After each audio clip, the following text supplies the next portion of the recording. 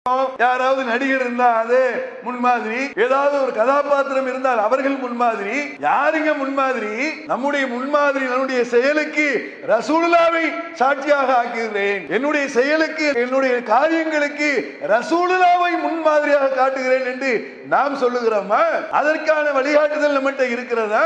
அல்லது இது அப்படிதான் நான் இப்படிதான் இருப்பேன், கோபக்காரன் தான், என்னிடத்துல இது எதிர்பார்க்காத, நான் இப்படி இருக்க மாட்டேன், நான் அப்படி இருக்க மாட்டேன் அப்படின்னு சொன்ன ரசூலை நாம் தூதராக தேர்வு செய்திருக்கோமா அல்லது மற்றவர்களையா? யோசிச்சு பார்க்கணுமா இல்லையா? நபியிடத்திலே அழகான முன்மாதிரி இருக்கிறது என்று அல்லாஹ் சொல்லுகிறான். நாம் மற்றவர்களிடத்திலே அழகிய முன்மாதிரி இருக்கிறது என்று அதை நம்முடைய வாழ்க்கையில் பின்பற்றக்கூடியவர்களாக இருந்தால் நபிகள் நாயகம் ஸல்லல்லாஹு அலைஹி வஸல்லம் அவர்களுடைய நற்போதனைகள், நற்குணங்கள், நற்பண்புகள் நம்மிடத்திலே எவ்வாறு வரும்? அல்ஹம்துலில்லாஹ். நபிகளாரின் நற்பண்புகள் என்கின்ற தலைப்பு தரப்பட்டுள்ளது. அண்ணல் நபிகள் நாயகம் ஸல்லல்லாஹு அலைஹி வஸல்லம் அவர்கள் ரஹ்மத்துல் ஆலமீன், அகிலத்தினுடைய அருட்கொடையாக வழங்கப்பட்டவர்களாக இருக்கிறார்கள். நபிகளாரை நாம் நம்முடைய வாழ்க்கையில் பின்பற்ற வேண்டும். எல்லா காரியங்களிலும் நபிகள் நாயகம் ஸல்லல்லாஹு அலைஹி வஸல்லம் அவர்கள் ஒரு முன்மாதிரியாக திகழ்ந்து வழிகாட்டி இருக்கிறார்கள். நாம் நம்முடைய ஒவ்வொரு காரியங்களிலேயும் நபிகள் நாயகம் ஸல்லல்லாஹு அலைஹி வஸல்லம் எதை சொன்னார்களோ அதை நம்முடைய வாழ்க்கையில் கொண்டு வருவதற்குண்டான முயற்சியை மேற்கொள்ள வேண்டும். அது பேச்சுக்களாக இருந்தாலும், நம்முடைய நடவடிக்கைகளாக இருந்தாலும், நட்புகளாக இருந்தாலும், உறவுகளாக இருந்தாலும், வியாபார முறைகளாக இருந்தாலும், தொழில் ரீதியான எந்த காரியமாக இருந்தாலும், எந்த நிலையிலும் சரி நபிகள் நாயகம் ஸல்லல்லாஹு அலைஹி வஸல்லம் அவர்கள் எதை காட்டி தந்தார்களோ அந்த நிலைக்கு நாம் வருவது என்பதுதான் ரசூலுல்லாவை பின்பற்றுவதாக அர்த்தமாக இருக்கும். லக்கது கானலக்கும் பி ரசூலுல்லாஹி உஸ்வத்துல் ஹஸனா. இந்த நபியிடத்திலே அழகான முன்மாதிரி இருக்கிறது என்று அல்லாஹ் ரப்பல் ஆலமீன் சொல்லுகிறான். நபியை பார்த்து சொல்லுகிறான், இந்த நபியிடத்திலே அழகான முன்மாதிரி இருக்கிறது. வாழ்க்கையில் நாம் பின்பற்றுவதற்குண்டான ஏராளமான வழிகாட்டுதல் இருக்கிறது, நேர்மை இருக்கிறது, ஒழுக்கம் இருக்கிறது, பண்பாடு இருக்கிறது, சமூகத்தை வழிநடத்தக்கூடிய வழிகாட்டுதல் இருக்கிறது, ஆன்மீகத்தினுடைய உச்ச நிலை இருக்கிறது. இறைவனை பக்தியாக பண்பாடோடு வணங்கிய நபிகள் நாயகம் ஸல்லல்லாஹு அலைஹி வஸல்லம் அவர்களுடைய வாழ்க்கையை நீங்கள் பின்பற்றுங்கள் என்றுதான் அல்லாஹ் ரப்பல் ஆலமீன் இந்த நபியிடத்திலே அழகிய முன்மாதிரி இருக்கிறது என்று அல்லாஹ் ரப்பல் ஆலமீன் சொல்லுகிறான்.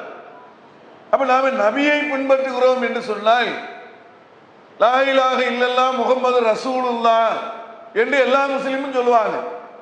உங்களுடைய இறைவன் யார்? அல்லாஹ் அப்படிம்பாங்க. உங்களுடைய தூதர் யார்?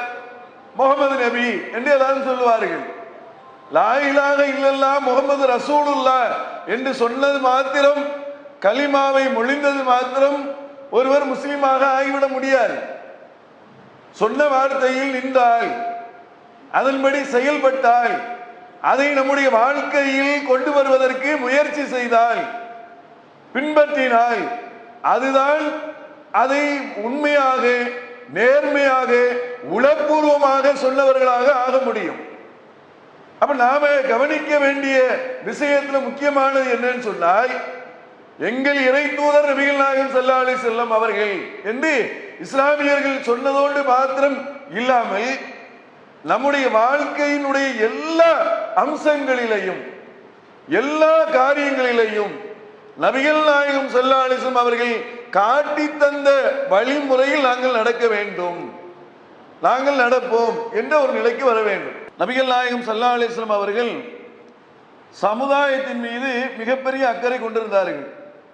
தனி மனிதர்கள் திருந்த வேண்டும், நேர்வழி பெற வேண்டும், சத்திய மார்க்கத்தை ஏற்றுக்கொள்ள வேண்டும், இறைவனை வணங்க வேண்டும், மறுமையை நம்ப வேண்டும், தீமையில் இருந்து விலக வேண்டும், அவர்கள் பாவமான காரியங்கள் வீழ்ந்து விடக்கூடாது என்றெல்லாம் நபிகள் நாயகம் ஸல்லல்லாஹு அலைஹி வஸல்லம் அவர்கள் மிக கவலைப்பட்ட நிலையை பற்றி அல்லாஹ் ரப்பல் ஆலமீன் சொல்கிறான். நபியே, நீங்க உங்களையே நீங்கள் அழித்துக் கொள்வீர் போலும். அல்லாஹ் கேட்கிறான் பாருங்க, அவர்கள் நேர்வழி பெறவில்லை என்பதற்காக நபியே உம்மை நீங்கள் அழித்துக் கொள்வீர் போலும், உங்களுடைய நப்சை நீங்களே சேதப்படுத்திக் கொள்வீர் போலும் என்று அல்லாஹ் ரப்பல் ஆலமீன் ரசூலுல்லாஹ்வுடைய ஒரு அற்புதமான குணத்தை பற்றி அல்லாஹ் சொல்லுகிறான்.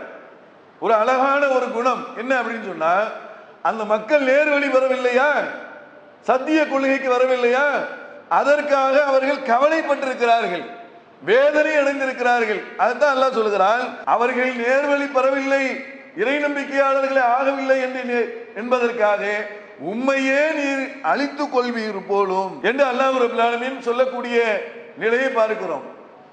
அப்போ ரசூலுல்லாஹ்வுடைய பண்பு எப்படி இருக்கிறது என்று சொன்னால், மற்றவர்கள் மீது கவலை கொள்ளக்கூடிய நிலையை பார்க்கிறோம். ஒவ்வொரு விஷயங்களையும் நேர்வழி பெற வேண்டும், சத்திய மார்க்கத்தின் படியாக அவர்கள் நடக்க வேண்டும் என்பதற்காக நிறைய முயற்சியை எடுத்திருக்கிறாங்க. தனி நபராக போய் பிரச்சாரம் செய்தார்கள். நாம இன்னைக்கு பிரச்சார சத்திய கொள்கை தெரிகிறது என்று சொன்னால், இதுதான் நேர்வழி என்று தெரிகிறது என்று சொன்னால், நம்மில் எத்தனை பேர் மற்றவர்களுக்கு சத்திய கொள்கையை பேச்சுவை சேர்த்தோம் என்று நாம் சிந்தித்து பார்க்க வேண்டும். நபிகள் நாயகம் ஸல்லல்லாஹு அலைஹி வஸல்லம் அவர்கள் அந்த மக்களை அழைத்து வைத்துக் கொண்டு இதுதான் மார்க்கம் என்று, இதோ இந்த மலைக்கு பின்னால் ஒரு படை வருகிறது என்று சொன்னால் என்னை நம்புவீர்களா என்று கேட்டார்கள். அதுக்கு என்ன சொன்னாங்க? ஆம், நீங்க அல் அமீன், நம்பிக்கைக்குரியவர், நீங்கள் சொன்னால் உண்மையாகத்தான் இருக்கும், நேர்மையாகத்தான் இருக்கும், உங்களை நாங்கள் நம்புகிறோம் என்று நபிகள் நாயகம் ஸல்லல்லாஹு அலைஹி வஸல்லம் அவர்களை சொன்ன மாத்திரத்திலே ரசூலுல்லாஹ் சொன்னாங்க, நான் அல்லாஹ்வுடைய தூதராக இருக்கிறேன், நீங்கள் அல்லாஹ்வை வணங்குங்கள், அதுதான் நேர்வழி என்று சொன்ன உடனே அவருடைய உறவுக்காரர் மண்ணை தூக்கி போட்டு தப்பல்லக்க, நாசமா போ என்று சொன்னார்கள். ரசூலுல்லாஹ்க்கு எவ்வளவு பெரிய வேதனை இருந்திருக்கும், எவ்வளவு கவலையான ஒரு விஷயம். தன்னுடைய உறவினர், பெரிய தந்தை, அவர் தூக்கி மண்ணள்ளி போடுகிறார், நாசமா போ, தப்பல்லக்க, நாசமா போ. எதை சொன்னதுனால்? தப்பாக நடந்ததுனாலயா, தவறான காரியத்திற்கு அழைத்ததுக்காக வேண்டியா?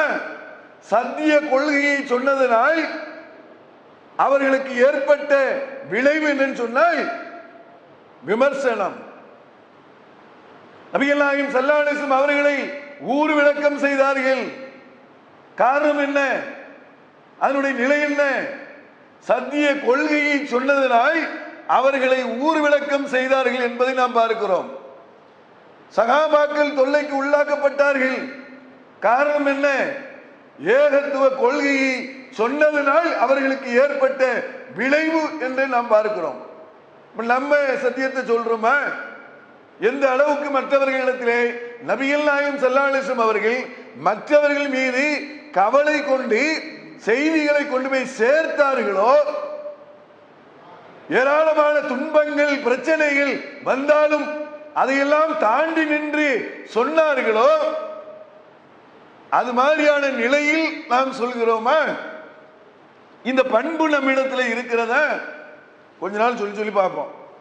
அதுக்கப்புறம் வாயா, நீ வேற நான் வேற, அது சொல்லிட்டேன், ஒன்னு அல்லாஹ்வை நீ வணங்குறதா நீ வணங்கிக்க, அதை பத்தி எனக்கு உனக்கும் கவலை இல்லை, நான் என் வழியை, என் வியாபாரத்தை பார்க்கிறேன், என் தொழிலை பார்க்கிறேன், நான் என்னுடைய பொருளாதாரத்தை திரட்டுவதற்கு நான் முயற்சி செய்கிறேன் என்று வேற நிலையை நோக்கி போகக்கூடிய சூழ்நிலை எல்லாம் பார்க்கிறோம். ரசூலுல்லாஹ் அவர்களுடைய நிலை எப்படி இருந்தது? மக்கள் மீது கவலை கொண்ட நிலையில் அவர்கள் பிரச்சார பணியை செய்வதுதான் அவர்களுடைய அழகிய பண்பில் ஒரு பண்பாக இருந்தது. அது மாதிரி நம்ம இன்னைக்கு முஸ்லீம் என்று சொல்லிக் கொள்கிறோம். முஸ்லீமாக வாழ்கிறோமா? நம்முடைய வாழ்க்கை நபிகள் நாயகம் ஸல்லல்லாஹு அலைஹி வஸல்லம் அவர்களுடைய வழிகாட்டுதலில் இருக்கிறதா? அவர்கள் எப்படி வாழ்க்கையில் நல்ல பண்புகளை கொண்டவர்களாக, அழகான அற்புதமான ஏராளமான பண்புகளை கொண்டவர்கள் தான் நபிகள் நாயகம் ஸல்லல்லாஹு அலைஹி வஸல்லம் அவர்கள். அல்லாஹ் அப்படியே குர்ஆன்ல சொல்கிறான், நபியே உங்களுடைய குணம் எப்படிப்பட்ட குணம் தெரியுமா? ரசூலுல்லாஹ்வுடைய குணத்தை பற்றி அல்லாஹ் சொல்கிறான். உங்களுடைய குணம் எப்படிப்பட்ட குணம் தெரியுமா? முரட்டு குணம் உடையவராகவோ கடின சித்தம் உடையவராகவோ நீர் இருந்திருந்தால் அவர்கள் உம்மை விட்டு ஓடி இருப்பார்கள். அவர்களுக்காக அல்லாஹ்விடத்திலே பாவ மன்னிப்பு தேடுவீராக. அல்லாஹ்வின் அருளின் காரணமாகவே மக்களிடம் நீர் நளினமாக நடந்து கொள்கிறீர். ரசூலுல்லாஹ்வுடைய ஒரு குணத்துல ஒரு அற்புதமான குணம் என்ன தெரியுமா? அழகான ஒரு குணம் என்ன தெரியுமா? நளினமாக நடக்கக்கூடிய குணம், ஒரு பண்பாடான குணம். இறை தூதர் தான், மேல் அதிகமான ஒரு நல்ல மேன்மை பெற்ற இறை தூதர் தான், ஆட்சியாளர் தான்.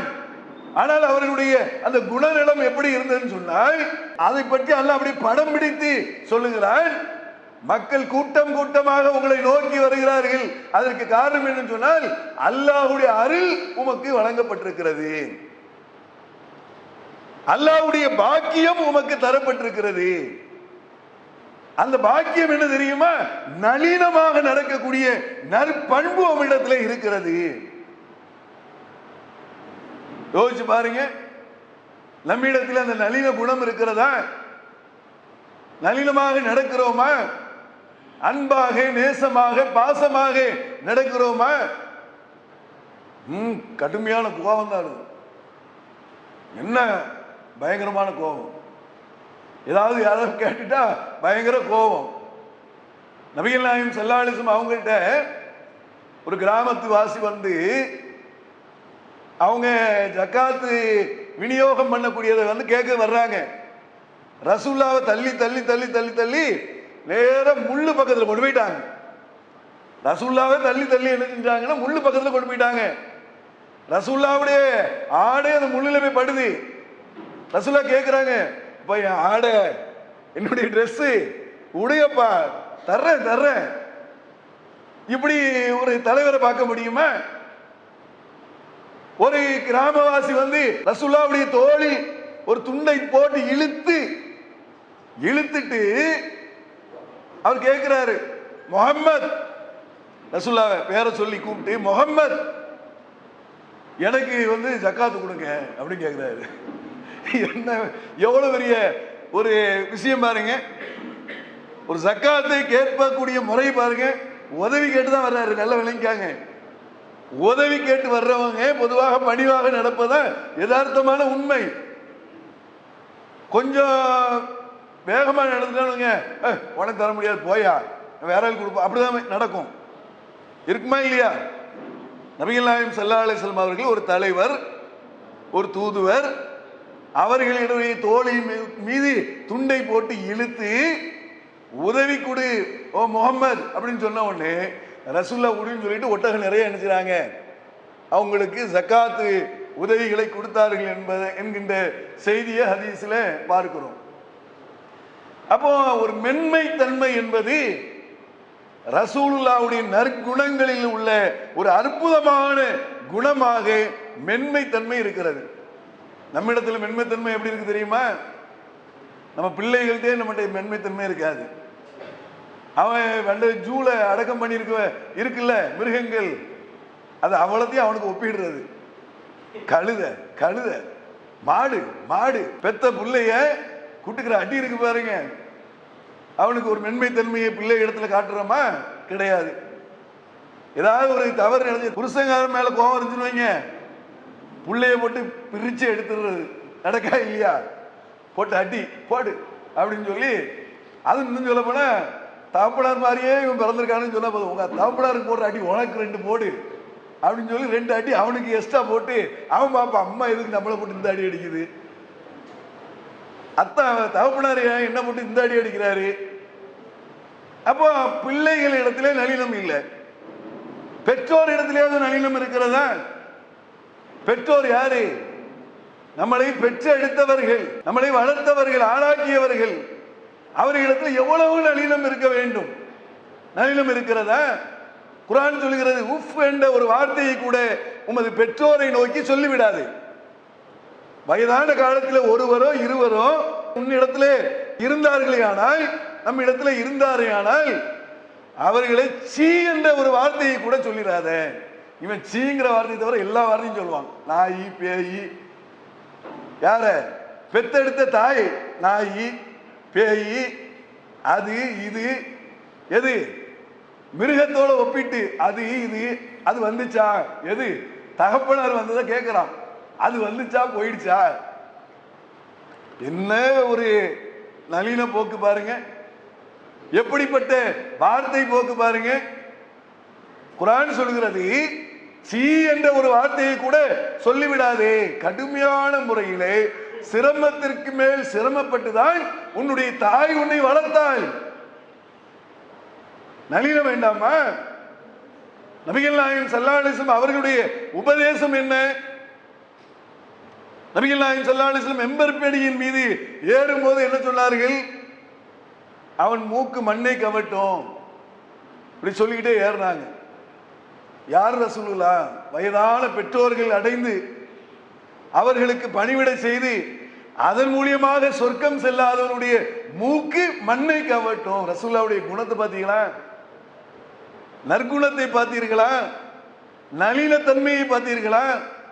ஒரு பெற்றோரிடத்திலே எப்படி நடக்க வேண்டும் என்ற பாடத்தை நபிகள் நாயகம் ஸல்லல்லாஹு கற்றுக் கொடுக்கிறார்கள். குர்ஆன் நமக்கு சொல்லி தந்திருக்கிறது. ரசூலுல்லாஹ்வுடைய நற்குணங்கள் எப்படி இருக்கிறது என்ற வழிகாட்டுதலை நாம் பார்க்கிறோம். நாம் நம்முடைய பிள்ளைகளிடத்தில் எப்படி நடக்கிறோம்? ரசூலுல்லாஹ் எப்படி நடந்தாங்க? அனஸ் அவர்களை பற்றி அவர்களே சொல்லக்கூடிய விஷயம், நான் நபிகள் நாயகம் ஸல்லல்லாஹு அலைஹி வஸல்லம் அவர்களோடு 10 ஆண்டுகள் நான் வேலை செய்தேன். 10 ஆண்டுகள் அவர்களோட இருந்தேன்.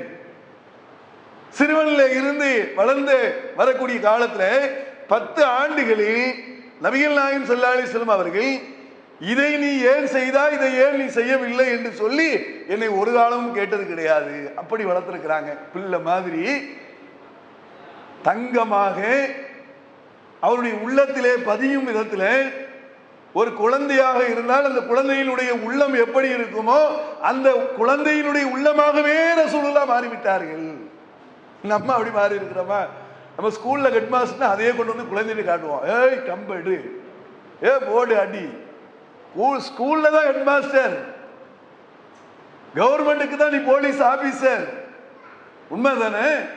ஒரு கவர்மெண்ட்டுக்கு போலீஸ் ஆபீசர், அதே போலீஸ் ஆபீசர் பிள்ளைகிட்ட போய் காமிச்சா பெத்த பிள்ளைகள் இடத்துல எப்படி நடக்க வேண்டும், பெற்றோர் இடத்துல எப்படி நடக்க வேண்டும் என்பதை எல்லாம் பாடம் நடத்தியவர்கள் நபிகள் நாயகம் ஸல்லல்லாஹு அலைஹி வஸல்லம் அவர்கள். அவர்களைத்தான் தூதுவராக தந்திருக்கிறான் அல்லாஹ், அருளாக தந்திருக்கிறான். நபிமார்களுக்கு முத்திரை, ரஹ்மத்துல் ஆலமீன், அகிலத்தினுடைய அருட்கொடை என்றெல்லாம் ரசூலுல்லாஹ்வுக்கு ஏராளமான நற்பெயர்களை அல்லாஹ் ரப்பல் ஆலமீன் சொல்லி தந்திருக்கிறான். நம்முடைய முன்மாதிரி யாரு? ரசூலுல்லாஹ். பேச்சுக்கு தான் ரசூலுல்லாஹ்வுடைய முன்மாதிரி. யாரு முன்மாதிரி எடுத்துக்கிறோம்? யாராவது நடிகர் இருந்தா அது முன்மாதிரி, ஏதாவது ஒரு கதாபாத்திரம் இருந்தால் அவர்கள் முன்மாதிரி. யாருங்க முன்மாதிரி? நம்முடைய முன்மாதிரி நம்முடைய செயலுக்கு ரசூலுல்லாஹ்வை சாட்சியாக ஆக்குகிறேன், என்னுடைய செயலுக்கு என்னுடைய காரியங்களுக்கு ரசூலுல்லாஹ்வை முன்மாதிரியாக காட்டுகிறேன் என்று நாம் சொல்லுகிறோமா? அதற்கான வழிகாட்டுதல் நம்மகிட்ட இருக்கிறதா? அல்லது இது அப்படிதான் நான் இப்படிதான், நான் கோபக்காரன் தான், என்னிடத்துல இது எதிர்பார்க்காத, நான் இப்படி இருக்க மாட்டேன், நான் அப்படி இருக்க மாட்டேன் அப்படின்னு சொன்ன ரசூலை நாம் தூதராக தேர்வு செய்திருக்கோமா அல்லது மற்றவர்களையா? யோசிச்சு பார்க்கணுமா இல்லையா? நபி இடத்துல அழகான முன்மாதிரி இருக்கிறது அல்லாஹ் சொல்லுகிறான். நாம் மற்றவர்கள் இடத்திலே அழகிய முன்மாதிரி இருக்கிறது என்று அதை நம்முடைய வாழ்க்கையில் பின்பற்றக்கூடியவர்களாக இருந்தால் நபிகள் நாயகம் ஸல்லல்லாஹு அலைஹி வஸல்லம் அவர்களுடைய நற்போதனைகள், நற்குணங்கள், நற்பண்புகள் நம்மிடத்திலே எவ்வாறு வரும்? யோசிச்சு பாருங்க.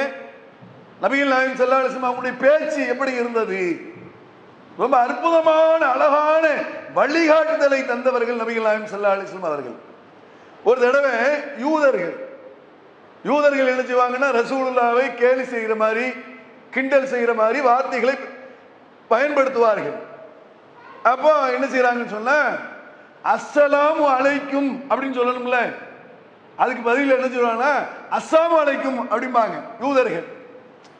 அந்த வார்த்தை விளையாட்டுல என்ன செய்வாங்க, கேட்டும் கேட்காத மாதிரி என்ன செய்வாங்கன்னா அஸ்ஸலாமு அலைக்கும்னா நபியே உங்கள் மீது சலாம் உண்டாகட்டும். யூதர்கள் என்ன செய்வாங்க தெரியுமா, அஸ்ஸலாமு அலைக்கும் நபியே உங்கள் மீது நாசம் உண்டாகட்டும் அப்படின்னு சொல்லுவாங்க. அவங்களுடைய மனைவி கடுமையா வருத்தப்படுறாங்க. வீட்டில் வந்து கேட்கிறாங்க. எந்த அளவுக்குன்னா அவங்க என்ன செய்றாங்க, அந்த யூதர்களை சபிக்கிறாங்க. நீ நாசமா போ, உன் குடும்பம் நாசமா போட்டுங்கிற அளவுக்கு வருத்தப்படுகிறார்கள். ரசூலா சொன்னாங்க அமைதி, பொறுமையா இரு.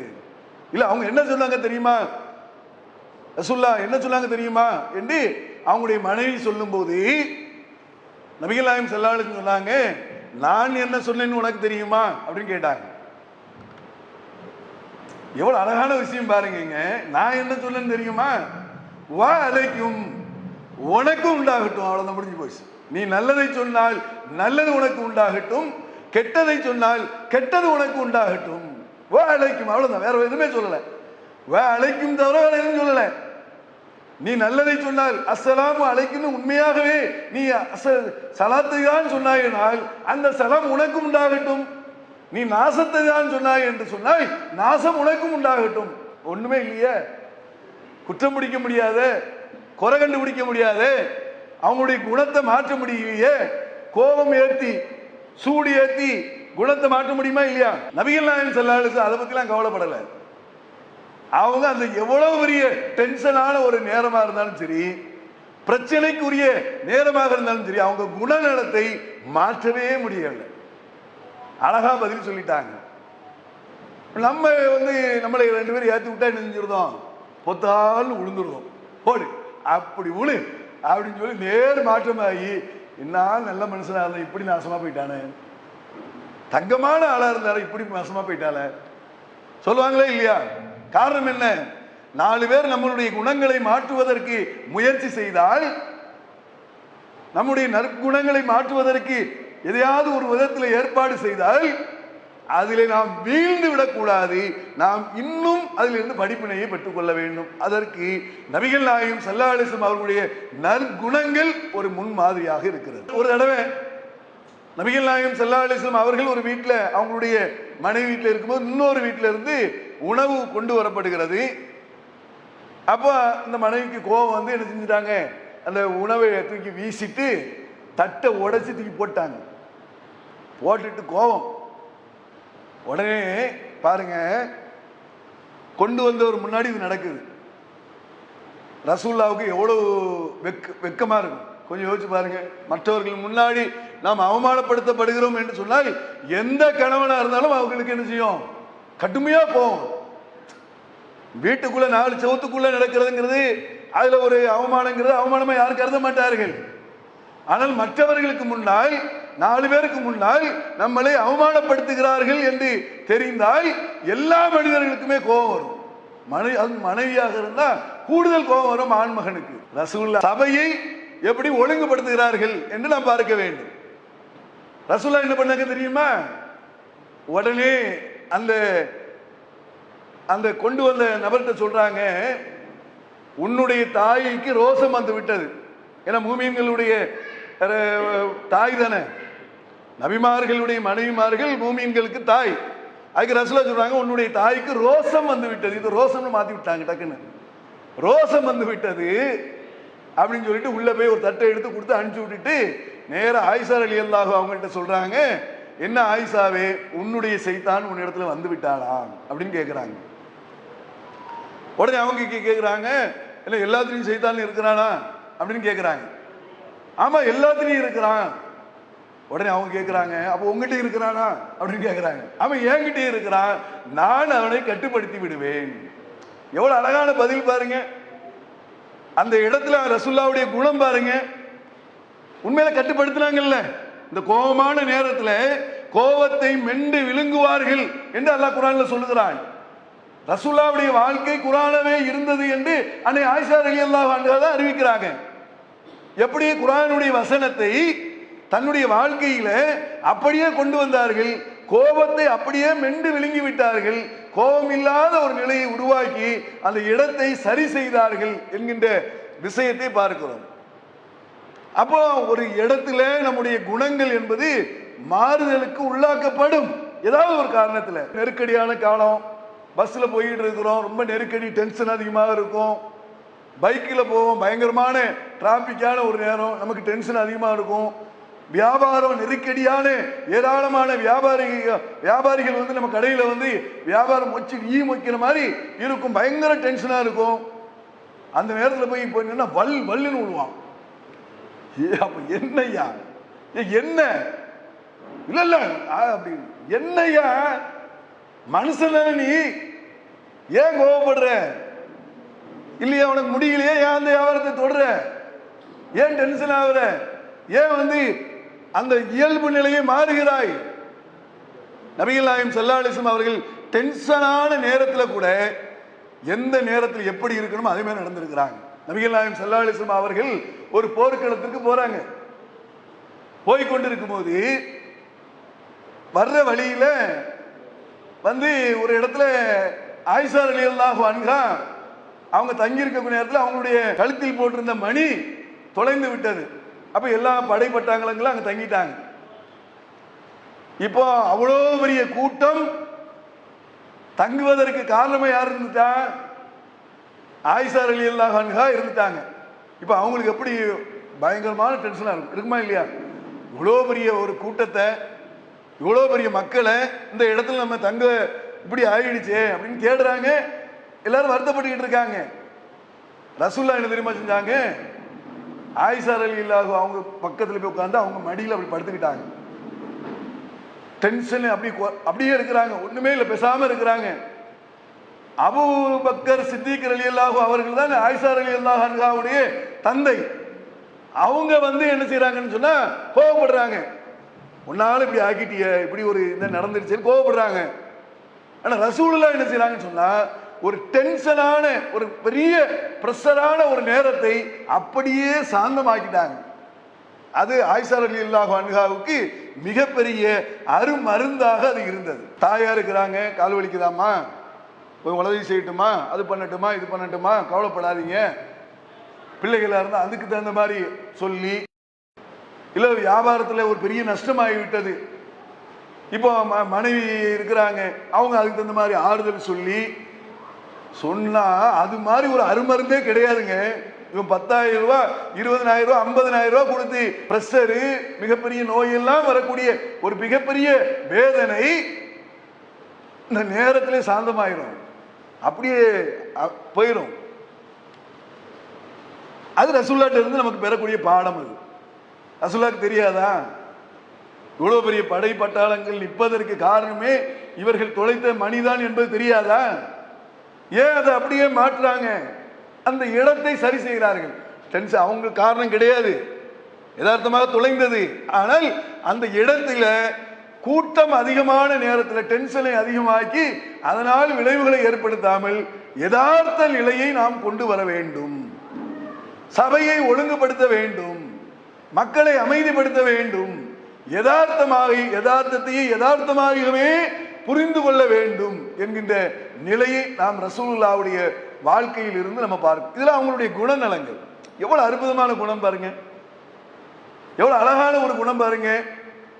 ஒரு ஒப்பந்தம் போடப்படுகிறது, எல்லாரும் போயிட்டாங்க, போறாங்க. இந்த வாட்டி நம்ம மக்காவுக்கு போகணும்னு போறாங்க. எதிரிகள் வந்து நின்று ஒப்பந்தம் போடுறாங்க, இந்த வாட்டி இந்த தடவை நீங்க வரக்கூடாது அப்படிங்கிறாங்க. கடுமையான ஒரு ஒப்பந்தம், யாருமே எந்திக்க மாட்டேங்கிறாங்க. ரசூலுல்லாஹ்வுடைய மனைவி ஒரு ஆலோசனை சொல்கிறார்கள், நீங்கள் எழுந்து சென்று நீங்க முதல்ல என்ன செய்யுங்க, மொட்டை அடிங்க, நீங்க போங்க அப்படின்னு சொன்ன உடனே ரசூலுல்லாஹ் தன்னுடைய மனைவியினுடைய சொல்லை கேட்டு எழுந்து சென்று முதல்ல போன உடனே ஒவ்வொரு சகாபியா ஒன்னொன்னா நின்றாங்க, செல்லு வந்துட்டாங்க. ஒரு பெரிய படை பட்டாளத்தையே அந்த அவங்களுடைய மனைவி சொன்ன அந்த ஆலோசனையை ஏற்றுக்கொண்டு அதை சரி செய்தார்கள் என்பது ரசூலுல்லாஹ்வுடைய நற்குணத்தினுடைய ஒரு அளவுகோல் அல்லவா? எவ்வளவு பெரிய படைப்பட்டாலும் நம்ம ஏதாச்சும் பெண்கள் வந்து ஒரு ஆண்கிட்ட ஆலோசனை சொன்னாங்க, சும்மா பேசாம ஆகி மூடு, உனக்கு தெரியுமா, உனக்கு உனக்கு ஒன்றும் தெரியாது, பேசாம இருப்பியா அப்படின்னு சொல்லி மட்டம் தட்டக்கூடிய நிலையெல்லாம் பார்க்கிறோம். ரசூலா என்ன, பெண்களை மதித்தார்கள், அவர்களுக்குண்டான உரிமையை கொடுத்தார்கள். அவர்களுக்குண்டான மதிப்பு கொடுப்பது என்பது அவர்களுடைய குணத்தில் உள்ள நற்குணம் என்பதை நாம் விளங்கிக் கொள்ள வேண்டும். எவ்வளவு அற்புதமான வரலாற்றுக்கு சொந்தக்காரராக நபிகள் நாயகம் ஸல்லல்லாஹு அலைஹி வஸல்லம் அவர்களை நாம் பெற்றிருக்கிறோம். நாம யாரையோ பின்பற்றிக்கிட்டு இருக்கிறோம். பாருங்களேன், யார் எவரையோ பின்பற்றிக்கிட்டு இருக்கிறோம். நபிகள் நாயகம் ஸல்லல்லாஹு அலைஹி வஸல்லம் அவர்கள் தான் எங்களுக்கு உயிருக்கும் மேலானவர்கள். சகாபாக்கள் சொன்னார்கள், எங்களுடைய உயிரை விட, எங்களுடைய உறவுகளை விட, எல்லாத்தையும் விட எங்களுக்கு நபிகள் நாயகம் ஸல்லல்லாஹு அலைஹி வஸல்லம் அவர்கள் தான் மேலானவர்கள். ஆனால் அவர்கள் வரக்கூடிய ஒரு சபையில் நாங்கள் எழுந்து நிற்க மாட்டோம், எந்திரிச்சு நிற்க மாட்டோம். என்ன செய்ய மாட்டோம்? ரசூல்லா வர்றாங்கன்னு எந்திரிச்சு நிற்கிறது கிடையாது. நானும் உங்களை மாதிரி மனிதர் தான். நான் சொல்லுங்க, நபியை நீங்க சொல்லுங்க, இன்னமா அனபசுருன், நானும் உங்களை மாதிரி மனிதன் தான். இது போதனையா சொல்லிட்டு போயிடலாம். எல்லாரும் போதனை சொல்றது ரொம்ப ஈஸி, வாழ்க்கையில் அப்படி கடைபிடிச்சு அப்படியே காட்டினாங்க. என்ன, நான் ஒரு சபைக்கு வரேன், எனக்கு பார்த்து யாரும் எந்திரிக்க கூடாது. எந்திரிச்சா கண்டிப்பாங்க, எந்திரிச்சா என்ன செஞ்சாங்க, கண்டிப்பாங்க. இங்க என்னன்னா, ஹெலிகாப்டர்ல போயிட்டு இருக்காங்க, பிளைட்ல போறாங்கன்னு வைங்க, பிரதமரோ யாராவது அப்படி ஹெலிகாப்டர்ல போயிட்டு இருந்தா இவன் என்ன செய்யறான், ரோட்ல அப்படியே சஜிதால விழுந்துடலாம். என்னையா இது? உன சுயமரியாதையை இழக்கக்கூடிய அளவுக்கு உண்டான ஒரு தலைவன் உலகத்துல உண்டா? உன் தலைவனை விட நீ உயர்ந்தவன் அல்லவா? இஸ்லாம நமக்கு அப்படி கற்றுத்தருகிறது. எத்தனையோ பேர் தலைவரை தேர்தல் செய்யறான், தலைவன் காலில் போய் விழுகிறான், அவன் குடிகாரனா இருக்கிறான், லஞ்சம் வாங்குறவனா இருக்கிறான், கொள்ளடிக்கிறவனா இருக்கிறான். அவனை விட அவன் காலில் விழுகிறானே, அவன் மேன்மைப்பட்டவனா இருக்கிறான், நல்லவனா இருக்கிறான், அவன் நேர்மையானவன், ஒழுக்கமானவன், கண்ணியமானவன் இருக்கிறான். எத்தனையோ தலைவர்கள் வழிகட்ட நிலையில இருக்கிறாங்க, அவங்க காலில் போய் விழுவுறியப்பா. இதுக்கு வழிகாட்டினவர்கள் யாரு? எந்த முஸ்லீமும் யாரு காலையும் விட மாட்டான். ஏன் ரசூலுல்லா காலையே விட மாட்டேன், வாங்காலையா ஏன் நான் விடணும்? வாங்காலையா நான் விழணும்? சுயமரியாதை முதன்மையானது. அல்லாஹ் என்னை படைத்த மாதிரி தான் உன்னையும் படைச்சிருக்கிறான், எனக்கு உயிர் கொடுத்த மாதிரி தான் உனக்கும் உயிர் கொடுத்திருக்கிறான். அப்படி இருக்கும்போது நான் எதுக்கு வாங்கால வந்து விடணும்? என்னை விட நீ உயர்வா? எந்த விதத்துல உயர்வு? நபிகள் நாயகம் ஸல்லல்லாஹு அலைஹி வஸல்லம் சொன்னாங்க, உயர்வு என்பது தோற்றத்திலேயோ உருவத்திலேயோ செல்வத்திலேயோ கிடையாதுட்டாங்க ரசூலுல்லாஹ். உயர்வே கிடையாது. போ, இறையச்சத்தின் அடிப்படையில் தான் உயர்வு இருக்கிறது. எவ்வளவு அதை சொல்றது எல்லாத்துக்கும் ஈஸி. பார்த்துக்காங்க, சொல்லிடலாம், இறையச்சத்துல உயர்வு இருக்குன்னு சொல்லிட்டு போயிடலாம். உண்மையாகவே தங்களுடைய வாழ்க்கையில நபிகள் நாயகம் ஸல்லல்லாஹு அலைஹி வஸல்லம் அப்படியே அச்சிரம்பரமாக நடைமுறைப்படுத்தி காட்டினார்கள். நான் உங்களை மாதிரி மனுஷன் தாங்க, உங்களே மாதிரி தான் நான் நடப்பேன், உங்களே மாதிரி தான் இருப்பேன். என்னை பார்த்து ஒரு சபைக்கு வந்தால் எந்திரிச்சு நிற்க கூடாது, ஏன் காலில் வந்து விழக்கூடாது, என்னை புகழக்கூடாது, நாங்க என்ன எழுதக்கூடாது. ரசூல்லா வந்து அல்லாஹ் மாதிரி பெரிய அதை பண்ணிவிட்டார்கள் இதை பண்ணிவிட்டார்கள் என்னை பற்றி சொல்லக்கூடாது. என்னை புகழ்வதாக இருந்தால் அப்துல்லா என்று சொல்லு அப்படின்னாங்க. அப்படின்னா என்ன அர்த்தம்? அல்லாஹ்வுடைய அடிமை என்று சொல்லுங்கள். எவ்வளவு அழகான நற்குணம் பாருங்களேன். நமக்கு ஒரு சின்ன ஒரு கவுன்சிலர் ஆகிட்டா நம்ம 4 பேர் புகழ்ந்துக்கிட்டே இருக்கணும். புகழ புகழ இப்படி ஏறிக்கிட்டே போகும். புகழுக்கு மயங்காதவன் உலகத்தில் இல்லம்பாங்க. மனிதர்கள் என்ன செய்வாங்க, புகழுக்கு மயங்கி அந்த மயக்கம் வந்து ஒரு கட்டத்தில் என்ன செய்யறேன்னு தெரியாத அளவுக்கு போய்விடும். நபிகள் நாயகம் சொன்னாங்க, என்னை நீங்கள் புகழக்கூடாதுன்றாங்க. என்ன நீங்க புகழ வேண்டாம், தேவையில்லை. அப்படி நீங்க புகழ விரும்புவதாக இருந்தால் அல்லாஹ்வை புகழ்ந்து அல்லாஹ்வுடைய அடிமை என்று என்னை சொல்லுங்க. அல்லாஹ்வுடைய அடிமைன்னா அல்லாஹ் புகழ்ந்து ஆகிடுச்சு இல்ல? எவ்வளவு அழகான நற்குணம் பாருங்க. நம்ம என்ன செய்யறோம், நான் வந்து என் பேரை போடல, எனக்கு அதை செய்யல, எனக்கு இதை செய்யல, நான் அப்படி பண்ணல, இப்படி பண்ணல, என்ன இது பண்ணல அப்படின்னு சொல்லி நம்மை நாம் புகழக்கூடிய நிலை இருந்தால் இறைவன் எப்படி நம்மை ஏற்றுக்கொள்வான்? நபிகள் நாயகம் நமக்கு எவ்வாறு வழிகாட்டினார்களோ அந்த நிலைக்கு நாம் உருவாக வேண்டும். இதான் நபிகள் நாயகம் ஸல்லல்லாஹு அலைஹி வஸல்லம் அவர்களுடைய அழகான நற்குணம். எந்த அளவுக்கு என்று சொன்னால், நபிகள் நாயகம் ஸல்லல்லாஹு அலைஹி வஸல்லம் அவர்களுடைய இந்த பண்பாடுகளை 3 நாளில் பார்த்த சுமாமா யமாமா நாட்டை சேர்ந்த சுமாமா என்பவர் 3 நாட்களில் நபிகள் நாயகம் ஸல்லல்லாஹு அலைஹி வஸல்லம் அவர்களுக்கு மிகப்பெரிய எதிரியாக இருந்தவர் அப்படியே இஸ்லாத்திற்கு மாறுகிறார். யமாமாங்கிற ஒரு நாடு, அது சார்ந்த சுமாமாங்கிற அவர் முஸ்லீம் படைகளை எல்லாம் முஸ்லீம்களை எல்லாம் போகக்கூடிய வியாபாரிகள் எல்லாம் அடிக்கிறது, தொல்லை பண்றது, இப்படி பண்ணிக்கிட்டே இருந்தார். ரசூலுல்லாஹ் என்ன செஞ்சாங்கன்னா ஒரு படையை அனுப்பி அவரை பிடிச்சிட்டு வந்துட்டாங்க. பள்ளிவாசல்ல 3 நாட்கள் அவரை என்ன செய்து கட்டி போடப்படுகிறது. 3 நாள் பள்ளிவாசல்ல இருக்கிறார். 3 நாள்ல பார்க்கிறார். முதல் நாள் பார்த்தோன்னே அவருக்கு மனசு மாறிட்டு, என்னடா இது, வெளியில பார்த்தா முகமதை பத்தி ரொம்ப மோசமா சொன்னாங்க, நேர்ல பார்த்தா அப்படியே மாற்றமா இருக்குது அப்படின்னு முதல் நாள்ல சொல்லிட்டாரு அவரு. ரசூலுல்லாஹ் வந்து சொல்றாங்க அவர்கிட்ட, சுமாமாவே உம்மிடத்திலே நாம் எப்படி நடக்க வேண்டும் அப்படின்னு கேட்கிறாங்க. உடனே அதுக்கு அவர் சொல்கிறார், முகம்மதே, நீர் என்னை தண்டிப்பதாக இருந்தால் தண்டிக்கலாம், என்னை மன்னிப்பதாக இருந்தால் மன்னிக்கலாம், அதற்கு நான் வந்து முழு தகுதி பெற்றவன் என்று முதல் நாள் சொல்லியிருந்தார். இப்படி 3 நாள் நபிகள் நாயகம் கேட்கிறாங்க. 3 நாளும் இதே பதில சொன்ன உடனே நபிகள் நாயகம் ஸல்லல்லாஹு அலைஹி வஸல்லம் அவர்கள் அவரை அவுத்து விட சொல்லிட்டாங்க. அவுத்து விட்டுருங்க, விடுதலை கொடுத்துருங்கன்ட்டாங்க. இவர் ஓடி போய் குளிச்சுட்டு நேரா வந்து நின்றுட்டு, அஷ்ஹது அல்லா இலாஹ இல்லல்லாஹ் வ அஷ்ஹது அன்ன முஹம்மது ரசூலுல்லாஹ், வணக்கத்துக்குரிய நாயகன் அல்லாஹ்வை தவிர வேற யாரும் இல்லை, முகமது நபி அல்லாஹ்வுடைய தூதர் என்று நான் சாட்சி பகருகிறேன் என்று கலிமா சொல்லி இஸ்லாத்துல இணைந்துட்டு அவர் சொல்லுகிறார், நான் இதற்கு முன்னால் என்னிடத்திலே ஊர்களிலேயே மிக மோசமான ஊர் எது என்று கேட்டால் நான் மதீனாவை சொல்லுவேன். மதீனா தான் ரொம்ப மோசமான ஊர்னு நான் சொல்லுவேன். மனிதர்களிலேயே மோசமான மனிதர் யார் என்று என்கிட்ட கேட்டால் நான் முகமது ஆகிய உண்மைத்தான் சொல்லுவேன் அப்படி சொல்லியிருக்கிறாங்க. அப்ப எந்த அளவுக்கு கோபத்தில் இருந்திருப்பாங்க பாத்துக்க. ரசூலுல்லாஹ் மேல வெளியில எப்படி பிரச்சாரம் செய்யப்பட்டிருக்கிறது, முகமது மோசமானவரு, அந்த ஊரு தீவிரவாத ஊரு, அப்படி பயங்கரவாத ஊரு அப்படின்னு பெரிய அளவுல மோசமாக சித்தரிப்பு செய்யப்பட்டிருக்கிறது. அதனாலதான் அவருக்கு அப்படி சொல்றாரு, மோசமான ஊர் என்றால் மதீனாவை சொல்லுவேன், மோசமான மனிதர் என்று சொன்னால் முகமதை சொல்லுவேன். நான் இப்ப சொல்லுகிறேன், சிறந்த ஊராக மதீனாவையும் மனிதர்களிலேயே சிறந்த மனிதராக முகமதாகிய உங்களை நான் சொல்லுகிறேன். 3 நாள்ல புடம் போட்டு தங்கமாக மாற்றி விட்டது. ஏன்? ரசூலுல்லாஹ்வுடைய நற்குணங்கள். ஏன்? அவர் கைது செய்யப்பட்டு வந்திருக்கிறார். சரியா? கைது செய்யப்பட்ட வந்தவர் யாரு, நல்லவரா கெட்டவரா? ஆல்ரெடி ஏராளமான தொல்லைகள் கொடுத்தவர் முஸ்லிம்களுக்கு. அப்போ ஒரு சிறைவாசி கிட்ட எப்படி வேணாலும் நடக்கலாங்கிறதா உலகத்துல அப்படி நடந்துகிட்டு இருக்கிறது. குவாண்டனாமா சிலையில் அமெரிக்கா ஏராளமான ஈராக்கியர்கள், ஆப்கானியர்கள் எல்லாம் எப்படி பாடுத்தினார்கள் என்பதை உங்களுக்கு தெரியும்.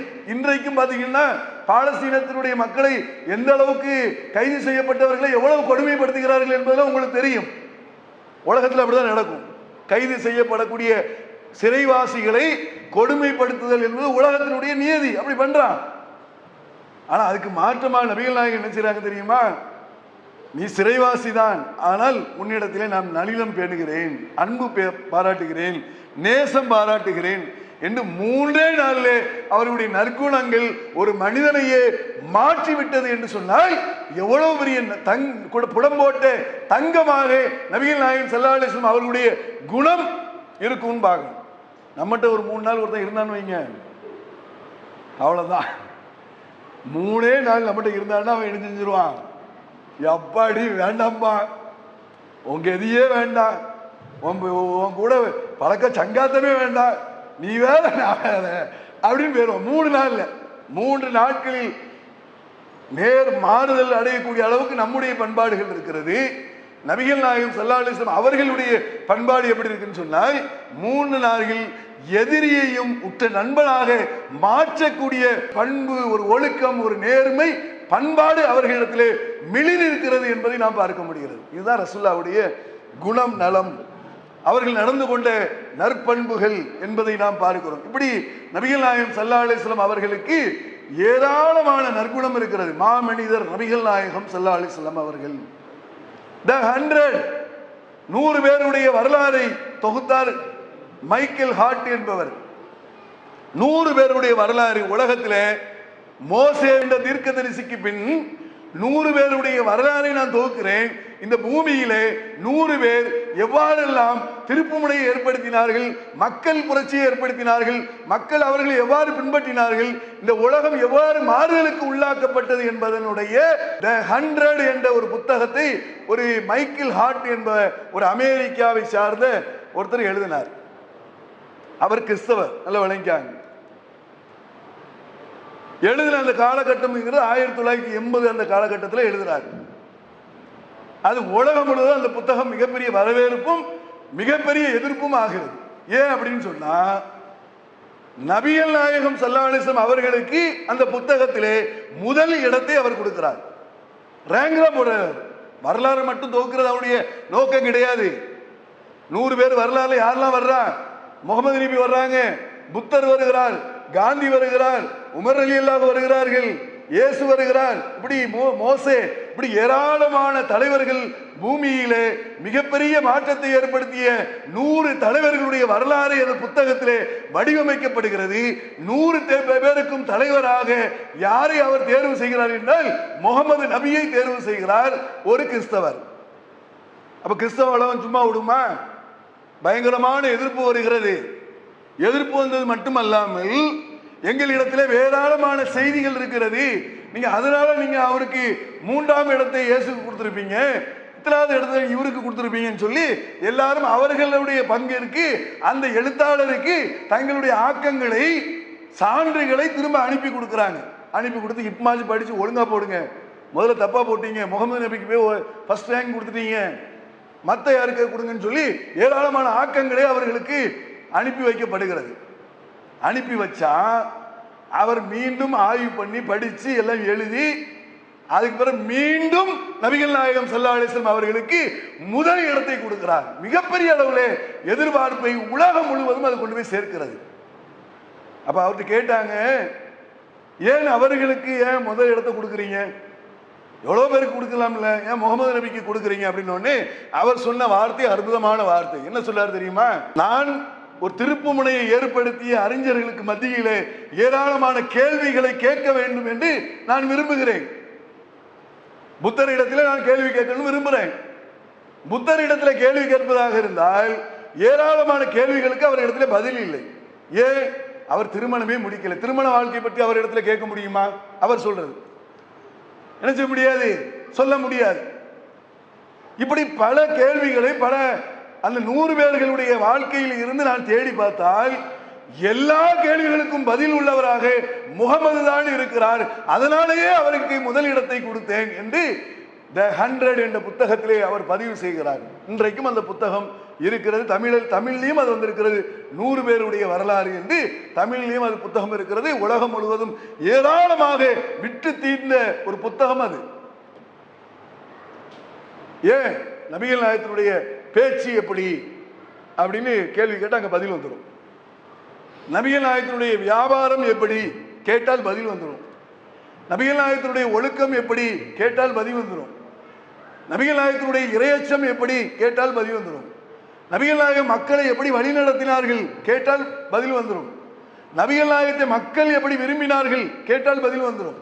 எல்லா கேள்விகளுக்கும் அற்புதமாக பதில் உள்ள ஒரு மனிதராக நபிகள் நாயகம் இருக்கிறார்கள் என்று அவர் முதல் இடத்தை கொடுத்தார் என்ற வரலாற்று விஷயங்களை உங்கள் கண் முன்னாடி நம்ம பார்க்கணும். அப்படிப்பட்ட ஒரு பொக்கிஷத்தை தான் நம்ம தூதரா அல்லாஹ் தந்திருக்கிறார். எல்லா புரட்சியாளர்களும் சொல்றோம்ல, புரட்சியாளர் அம்பேத்கர் மிகப்பெரிய புரட்சியாளர் தான், காந்தியடிகள் மிகப்பெரிய புரட்சியாளர் தான், எத்தனையோ புரட்சியாளர்கள் உலகம் முழுவதும் சேர்க்குவாரா மிகப்பெரிய புரட்சியாளர், இப்படி ஏராளமான புரட்சியாளர்கள் சொல்கிறார்கள். எல்லா புரட்சியாளர்களுக்கும் முன்மாதிரியாக, அவர்களுக்கு முன்மாதிரியாக நபிகள் நாயகம் இருந்தார்கள் என்று அந்த புரட்சியாளர்களே தங்களுடைய புத்தகங்களிலே எழுதி எங்களுக்கு இந்த விஷயத்திலே நபிகள் நாயகம் தான் முன்மாதிரி என்று அவர்கள் சுட்டிக்காட்டியிருக்கிறார்கள். காந்தி சொல்லியிருக்கிறார் நபிகள் நாயகத்தை பற்றி, அவர்கள் சம்பந்தமான புத்தகத்தில் எழுதப்பட்டிருக்கிறது. சுயசரிதையிலே உமருடைய ஆட்சி இந்தியாவுக்கு வேண்டும். யார் உமருடைய ஆட்சினா யாரு? நபிகள் நாயகத்தினுடைய ஆட்சி, அது இந்தியாவுக்கு வேண்டும், அதுதான் நான் உண்மையான சுதந்திரம் என்று சொல்வேன் என்று காந்தியடிகள் சொல்லியிருக்கிறார். அப்ப அந்த புரட்சியாளர்களுக்கெல்லாம் தலைவரை யார் இருக்கா? அல்லாஹ்வுடைய தூதர் இருக்காங்க. பெண் சமூகத்திற்கு ஏராளமான விடுதலை குறித்து இன்றைக்கு பேசப்படுகிறது, ஏராளமான சட்டங்கள் குறித்து எழுதப்படுகிறது.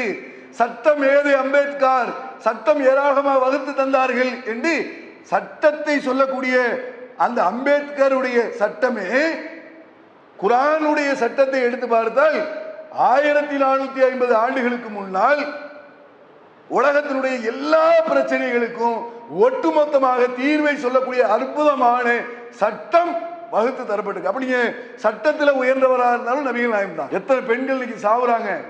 பெண்களை பாதுகாக்க இஸ்லாமிய சட்டம், விபச்சாரத்தை தடுக்க இஸ்லாமிய சட்டம், திருட்டை தடுக்க இஸ்லாமிய சட்டம். அதை கொண்டு வந்தது யாரு? நபிகள் நாயகம்.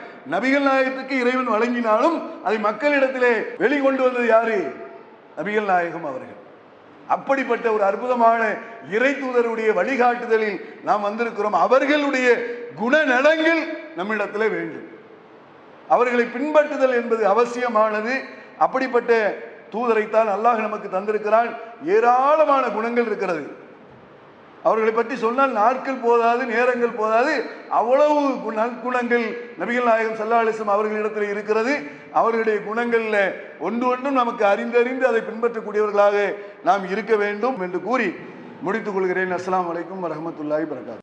இஸ்லாம் மற்றும் சமுதாய செய்திகளை அறிந்து கொள்ள தமிழ்நாடு தௌஹீத் ஜமாஅத் யூடியூப் பக்கத்தை உடனடியாக சப்ஸ்கிரைப் செய்து கொள்ளுங்கள். மேலும் பெல் பட்டனையும் கிளிக் செய்து கொள்ளுங்கள்.